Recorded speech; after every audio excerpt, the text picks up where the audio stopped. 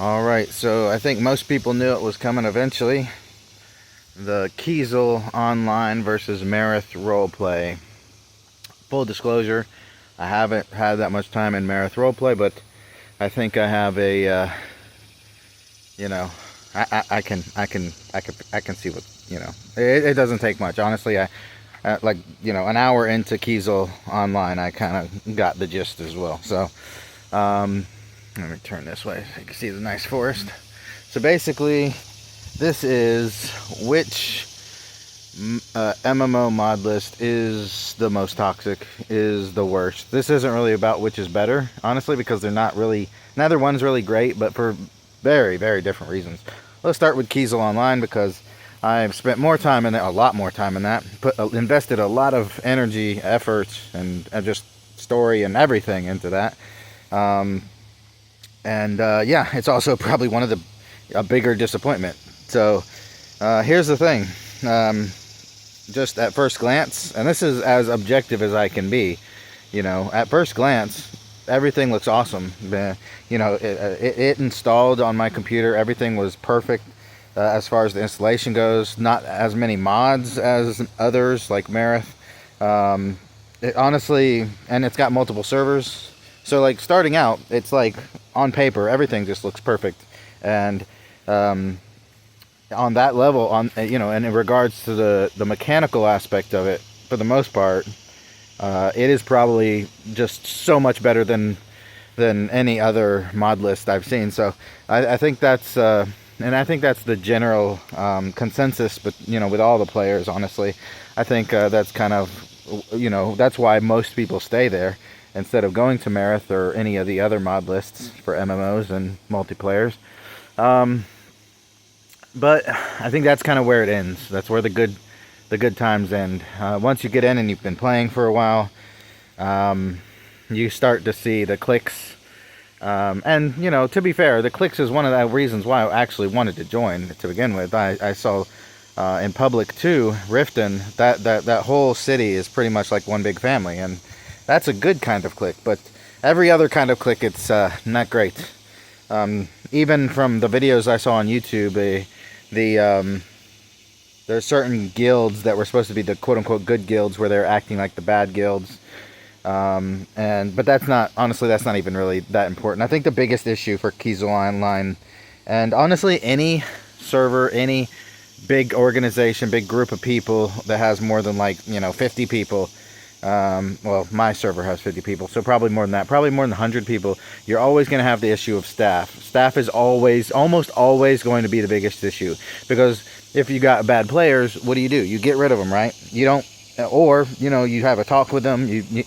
I've had a talk with some of the players that I played with and got them to change their tune. So players really are never going to be the issue.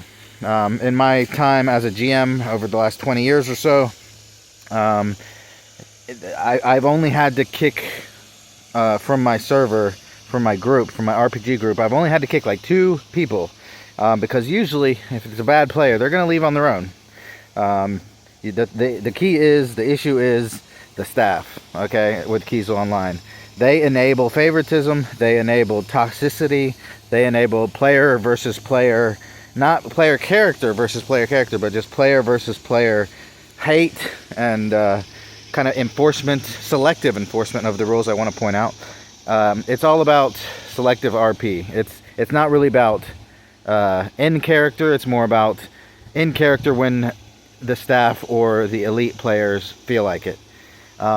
This is extremely toxic, and I do choose that word because it kind of infests. It kind of spreads throughout everything. And it kind of it takes over everything. And it degrades everything, and it's not supposed to. It's supposed to be a fun experience, and the staff,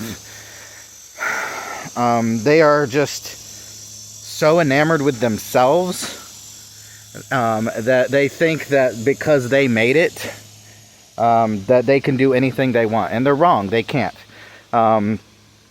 They're all the good things about Keizaal Online will carry them very far. I think they will last longer and do better than Mereth in the long run. But in the end, their reputation is going to be their downfall. And as I've said many a time while playing Keizaal, reputation is the currency. It is the economy of Keizaal Online. If you're a player, you know what I'm talking about. If everybody knows you, they're willing to give you deals, they're willing to give you free stuff, they're willing to help you whenever you ask, or even if you don't ask. Reputation is key here, and that's really for any MMO, honestly. But the staff are the biggest issue, because they enable the players who are then toxic. If they would, enable a friendly and family-friendly environment instead of constantly targeting people for no reason, and selectively enforcing roleplay, or, my biggest issue, one of my biggest issues is, that nobles, and this is Mereth as well, but it's extremely prevalent in Keizaal Online, is that nobles basically are staff, and they get away with literal murder. They get away with everything. They have multiple properties, and then even when their character dies, they keep those properties, which is not conducive to... that's just the thing that just shouldn't happen. I don't understand why that's happening. I think it goes back to my original statement of the staff being the issue, that they're not really overseeing anything or each other.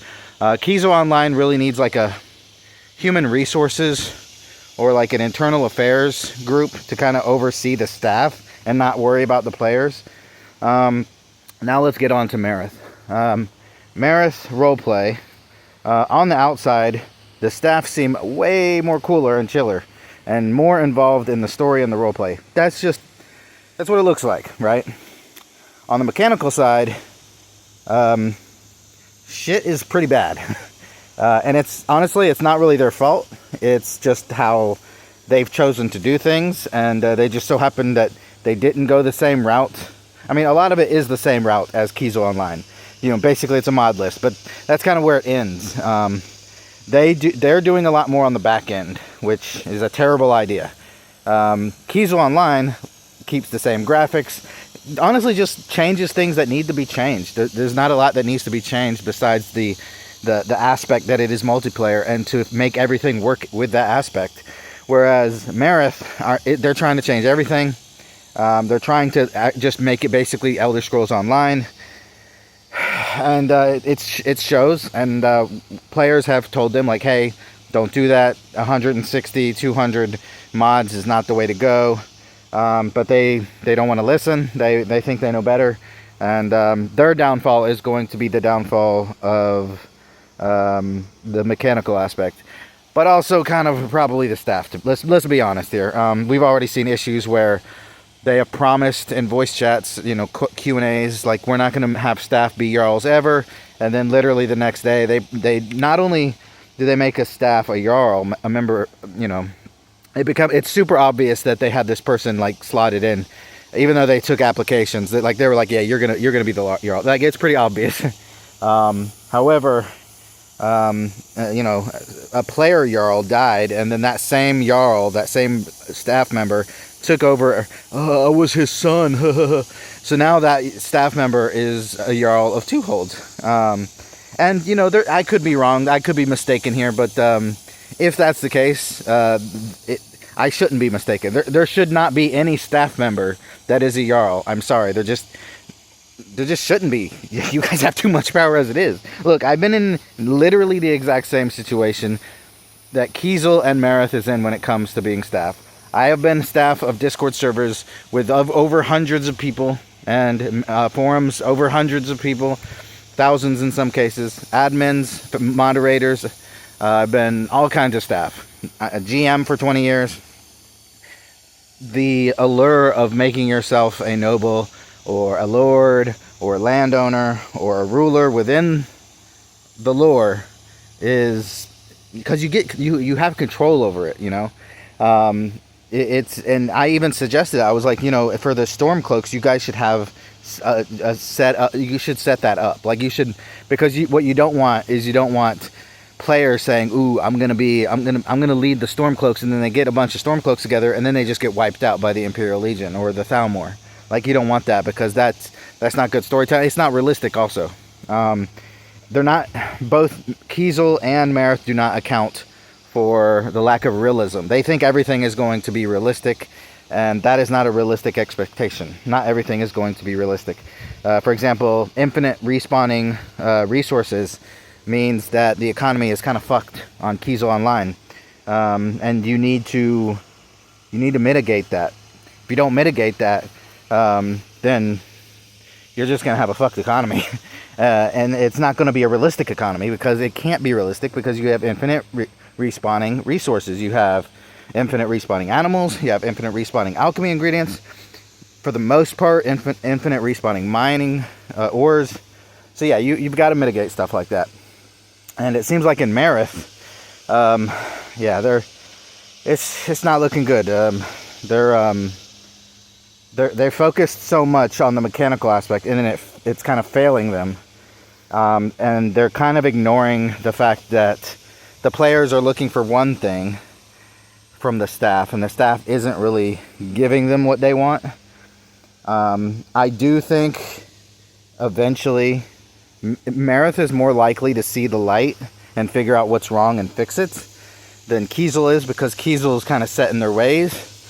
So yeah, if I had to, and I've only played Mereth for a couple of hours, but if I had to sit down and say one of these games is worse, more toxic, and just not worth playing, based on everything I've seen, I would have to say Keizaal Online, because it doesn't matter how good they are on the mechanical end.